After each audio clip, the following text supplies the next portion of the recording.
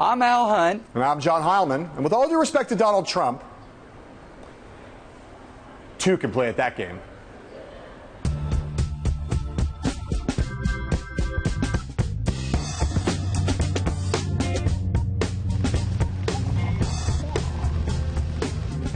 I like this bird.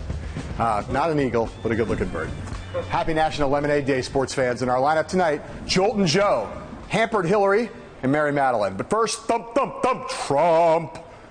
Last night, the kingpin of disruption upstaged Jeb Bush in New Hampshire, hosting a town hall meeting 20 miles away from the Donald. Trump treated the duel like a politics slam, repeatedly dissing Jeb. Today, Jeb responded at length with what some are calling a tirade. There's a big difference between Donald Trump and me. I'm a proven conservative with a record. He isn't. I cut taxes every year. He's proposed the largest tax increase in mankind's history, not just our own country's history. I have been consistently pro-life. He, until recently, was for partial birth abortion. I've never met a person that actually thought that that was a good idea. He's for a single-payer system. I mean, he actually advocates these things. He's been a Democrat longer than being a Republican. I have fought for Republican and conservative causes all of my adult life. And I just think when people get this narrative, whatever the new term is, the compare and contrast narrative, then they're going to find that I'm going to be the guy that they're going to vote for. And it's a long haul, man. And the immigration policies that he has brought up they're not conservative either. It's going to cost hundreds and hundreds of billions of dollars. It'll disrupt families. The idea that you have another country pay for the infrastructure for your own country is not going to happen. The idea that you're going to stop having people remit back to other countries is not going to happen. All of this stuff is to appeal to people's anger and their angst rather than have solutions to solve problems. Let's go talk about this 2 months from now, 3 months from now, and I hope you all are still around. And I think what you'll find is that you'll have forgotten what exists, in August, whatever it is, 20th. I'm beating Hillary Clinton by 12 in Florida, and he's losing in Florida. When people start realizing we need to win, I think it'll look a lot better. Thanks, everybody. Thanks, guys. Wow. Al, last night at his media availability before his town hall, Trump was asked if he is getting under Jeb Bush's skin. You were at that media availability today, so I ask you, has he done exactly that? Yeah, sure he has, John.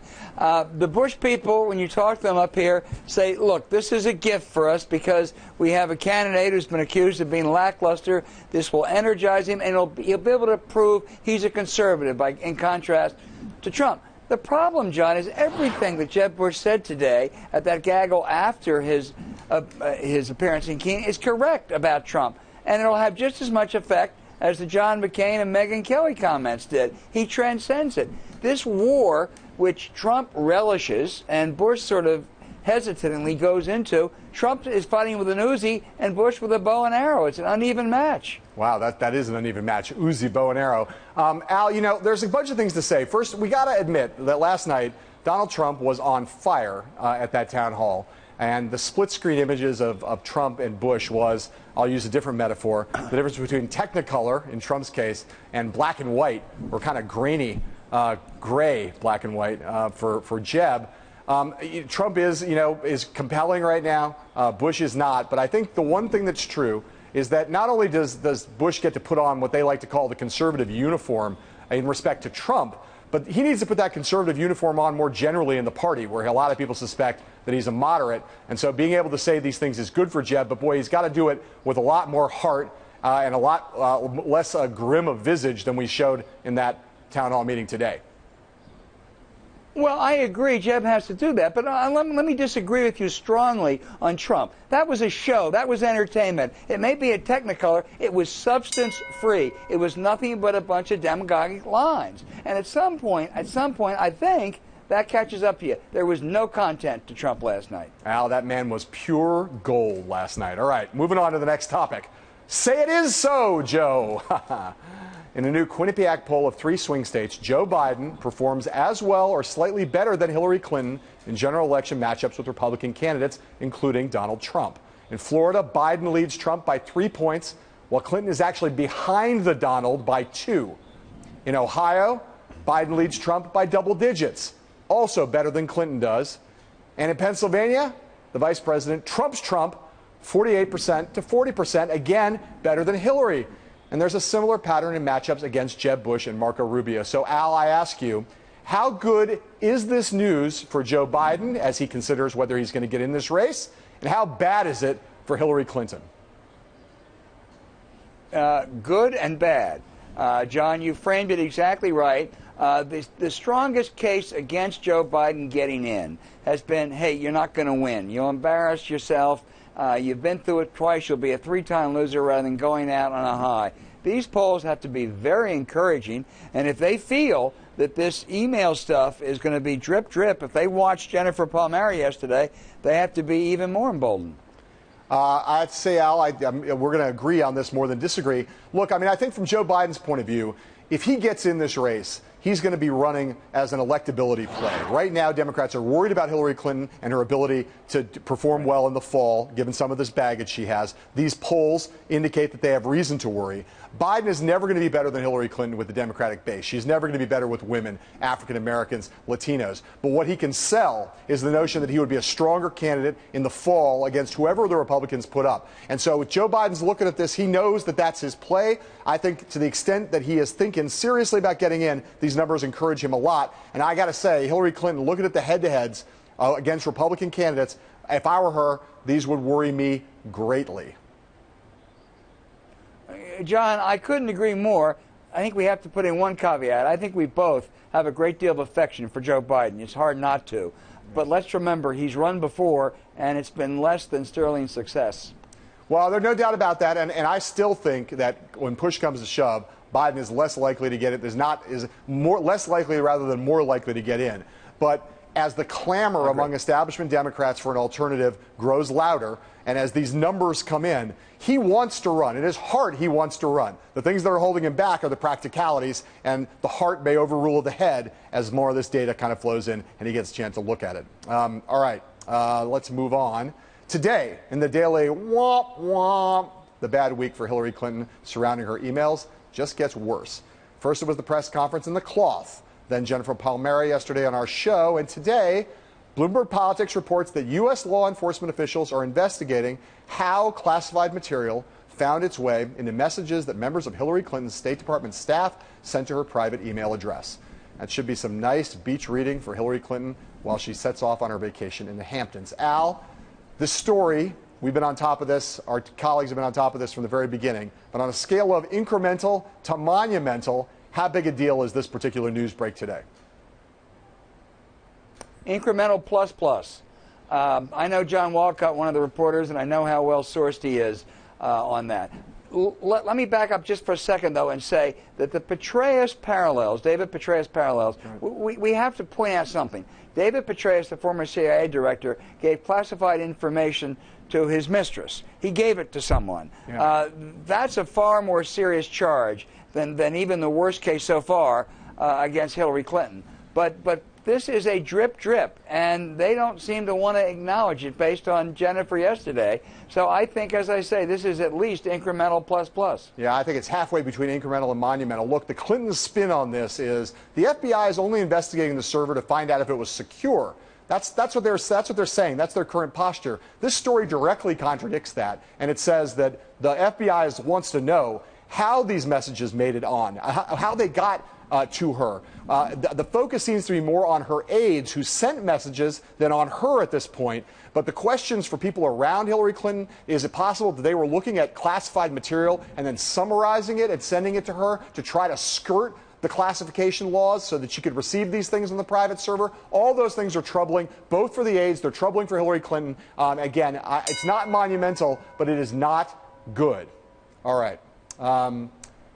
Jimmy Carter was making jokes, and he looked upbeat this morning, but the former president announced today that the cancer he recently made public has shown up in small spots on his brain. Carter is going to begin radiation treatments, and he says he's ready for anything. He also said he's had a wonderful life, 90 years of it, and it is hard, if not impossible, to disagree. Al, you've been covering politics for a very, very, very, very long time, so you remember Jimmy Carter and his time in office really well. What did you make of the news conference that he gave in Atlanta this morning?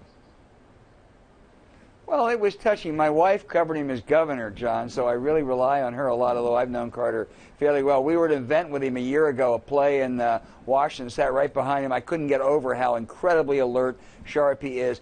This is a very tough diagnosis, but this is one tough bird. His presidency is still not honored a great deal, but he's one of the great ex-presidents of all times. Yeah. And if anybody can beat this, it's Jimmy Carter. You know, he cited his Christian faith in his talking to the cameras today. You know, Jimmy Carter, a lot of people forget, was an evangelical and was at the time when Democrats attracted a lot of Christian voters, and it's meant a lot to Carter, and it has fueled, I think, you pointed out, his post-presidency. His work as a humanitarian is what's made that post-presidency so great, and that's been fueled, I think, by his faith, and that was very evident today. The other thing I think very strongly about is the degree of transparency here. It used to be that presidents kept these things under the covers when they got sick. Ronald Reagan and Nancy Reagan went a long way towards ending that when they announced his Alzheimer's. But there's something about having him come forward and make this statement this way, super admirable, and makes him helps to bring post-presidencies into a new age, I think, of openness about these kind of things. Yeah, a moment of great valor, and we all are rooting for him. Yeah, absolutely. Our thoughts, blessings, and hopes. We are all rooting for him. We're all on Team Carter now. All right, coming up, live from New Orleans, it's Mary Matalin after this.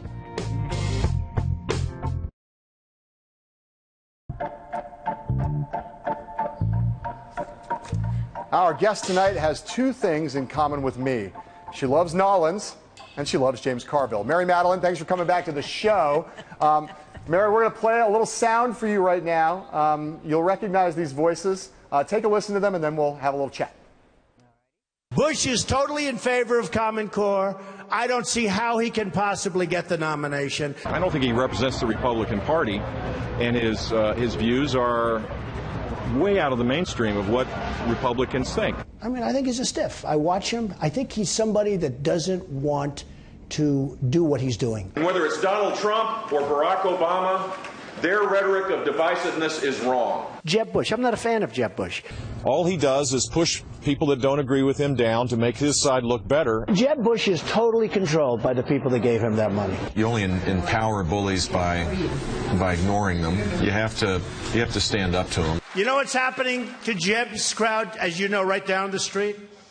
They're sleeping. But when people look at his record, it is not a conservative record. Okay, Mary, so you will recognize both those voices, Jeb Bush, Donald Trump.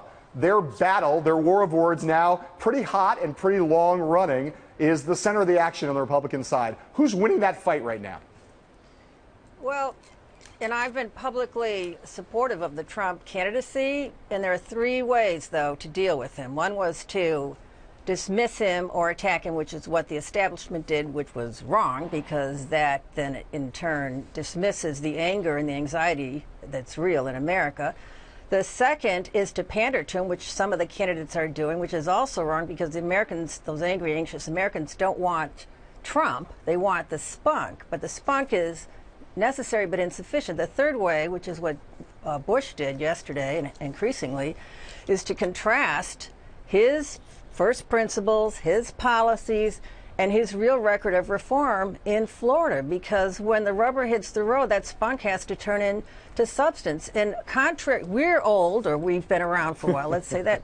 People don't know Jeb Bush's record. He was one of the reform governors in the 90s. I remember when Jeb Bush was the extremist, and he put in place conservative policies. He cut taxes every year. He cut the government. He ended up with the state with a $8 billion surplus. He led the nation in job growth. He led the nation in small business growth. Right. People don't know that. They don't remember that, but they do know remember the last 7-8 years. Jeb's unemployment was 1/3 of what Obama's is, and his growth was 3 times what Obama's is. So that's the compare and the contrast. Now, Trump doesn't know Jeb either. He called him low energy, and he's a stiff.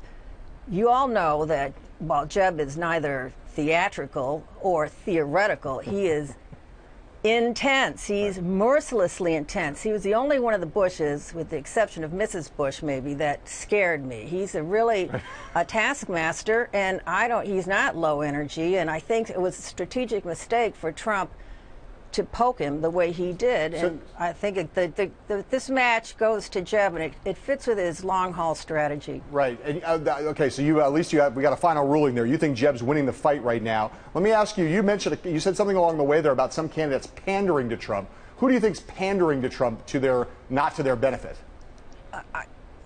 Well, it is what Trump put on the table.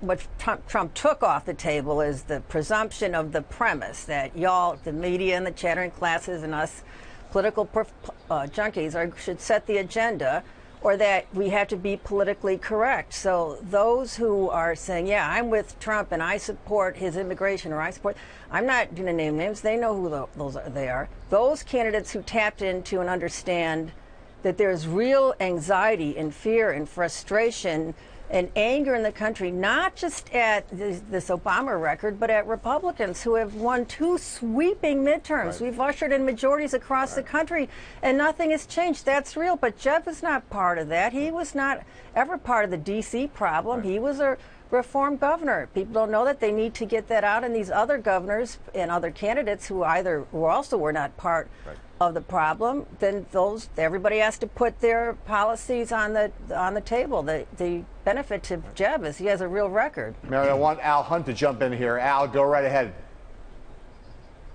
Hello, Mr. Hunt. Mary, you have said that. How are you, Ms. Matalin? Good to talk to you from New Orleans. Well, we hope are you coming down for Katrina 10? Just to switch. Well, I would love to come down any time to be entertained by Carville and Matalin, as you know. You have said that Trump actually could be good for the Republican Party.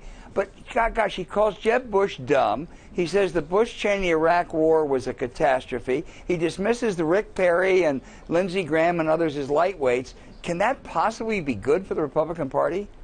Well, he's not speaking for all Americans. I think that wears out pretty fast. And I'll say again, I like all Americans like his spunk. I like that we're mad at the Republican Party, we who have supported it for decades and decades. But this is a very stellar field. People want the fight. They want the substance. So we haven't even gotten our jerseys dirty yet. You know, it's like we're basically in spring training. The real game, the game is on the field after Labor Day, and then we get into the long haul. So I think whatever he calls the other candidates is belied by their presentations and their performance. Well, hopefully you'll have a better record than the New Orleans Saints. But let me ask you this: what would you advise if one of those super PACs came to you, the Bush super PAC or the Kasich super PAC, and said, "We're going to take out negative ads on the Donald"? Good idea or bad idea? That's a ridiculous idea because, as I said, the first thing you could do, the first reaction to him that the establishment took, which was wrong, was to dismiss him or to attack him. He does represent some real anger in the party and in the country, and they like the swing and the swagger. What needs to be attacked are his policy prescriptions and his record, because what conservatives want, what the country wants, of all parties, is some conservative governance, which has proved itself to be successful in the states where governors have control, and we have unified control of the chambers. It proved successful in Jeb's tenure, and it's proved counterproductive in Obama's tenure. So the Trump record and his policy prescriptions so far, he's swung. He hasn't missed. He's on the field, but he doesn't have any policy prescriptions that are detailed. And I get it. People don't want the details. They don't want to get in the weeds. But he doesn't have anything that has proved to work anywhere except on his own show stage. Mary, I'm taking it back from Al right now, and I want to play another piece of sound for you. Again, a voice you're going to find familiar. Let's play that sound. This goes on and on. It's never going to stop. And, you know, these people, we don't like Hillary. Why is it Paul Begay and Jim Cravell out there defending her? Why can't we just attack her like we want to? And I understand that. I've been dealing with this for 23 years now. It's not going to amount to a hill of beans, just like all of the other stuff that I've been through. It doesn't amount to a hill of beans. It's just a bunch of people, you know, talking to each other, spinning themselves up over a pile of garbage. Mary, your fabulous husband there defending Hillary Clinton. What do you think about that? Well, I feel his pain. He's been doing it for 23 years, and America's been putting up with it for 23 years. I don't see how that's a positive message. It kind of reminds us that mendacity is her middle name. I don't think the email thing is important to anyone but junkies, but her mendacity is, and her policies are, and she's even more left, or running more left than Obama is, if that's possible. And she just said the other day that her answer to what ails us is not to change hearts and minds, but to change systems and to redistribute wealth. Well, of course we're going to swing at that, because that's not what made the country grow, and that's what's made it stuck where it is. So if James has been dealing with this for 23 years, it's far worse for those of us who have been having to deal with it for 23 years. Mary, you're going to have to go home and tell your husband, not for the first time, that he's completely full of crap. Thank you, Mary Matalin, for being on this show. We will be right back with a very special commercial for Hillary Clinton after this.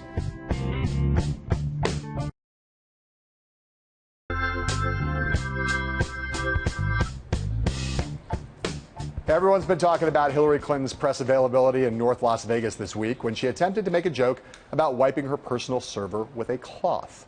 And now, perhaps unsurprisingly, some people are trying to capitalize on it. Take a look at this TV commercial we saw today in our local imaginary TV market. Did you wipe the server? What, like with a cloth or something? Well, no. Of course with a cloth. That's how we do it here at Lenny's personal computer closet. We got all the server wipe-a-doos you need. And so much more. Things like debugging, tablets, RAM. Oh no, JavaScript. I have no idea. This week only, half price off Kindle, Hotspots, and Beats by Dre. Need a mouse? We got Apple products. Keep you safe with our firewall. I don't know how it works digitally at all. And we got all the latest apps. So come on down to Lenny's personal computer closet, where we always put convenience first.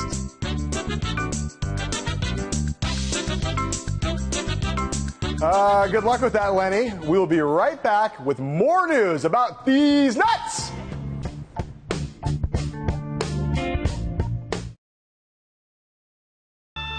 And now, an important update on a critical news story we brought you yesterday. North Carolina presidential candidate These Nuts gave an interview to Rolling Stone. Turns out his real name is Brady Olson, and he's almost a sophomore in high school. Well, maybe in 20 years, he'll get our vote. Joe Biden's newest supporter, a big player in Obama's 2012 campaign down in Florida, Steve Shale, joins us tomorrow. We are live 24/7 on BloombergPolitics.com, and we're on the tube twice a day at 5 and at 8. Until tomorrow, sayonara.